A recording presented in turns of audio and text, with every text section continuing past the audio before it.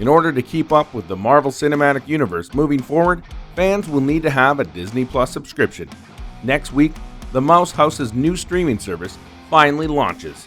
It's obviously a huge part of the studio's future. In addition to being the exclusive home for Marvel, Star Wars, and Pixar films, among hundreds of other titles, the platform will feature a bevy of original programming from Disney's top subsidiaries. The first ever live-action Star Wars TV show, The Mandalorian, will be available on day one, for example. Lucasfilms is developing multiple Star Wars series for Disney Plus, and Marvel has a lot coming through the pipeline too. During their Hall H presentation at San Diego Comic-Con 2019, Marvel officially announced shows like The Falcon and The Winter Soldier, Loki, and Hawkeye. All of these part of the franchise's Phase 4, and will tie into the new feature films. That means if viewers want to understand what's happening in the MCU, they'll need to sign up for Disney Plus. A Bloomberg article covering Disney Plus included the following tidbit, in which Kevin Feige explains how small and big screen projects will be intertwined from here on out.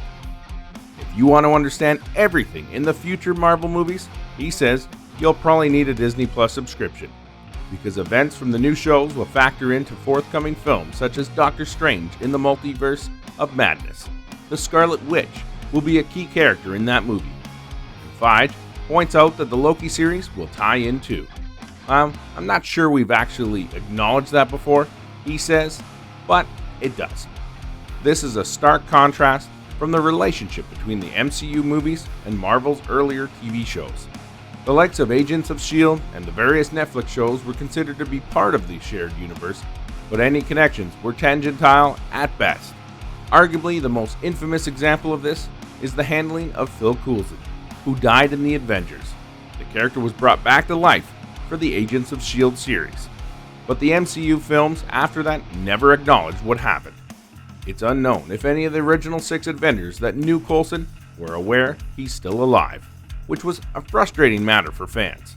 Marvel prides themselves in their sprawling, interconnected universe, but there was a clear division between the movies and TV shows up to this point. The reasoning for that, of course, is business. Disney obviously wants to score as many Disney Plus subscriptions as they can, so it isn't surprising that they're making sure Phase 4 consists of the films and streaming shows.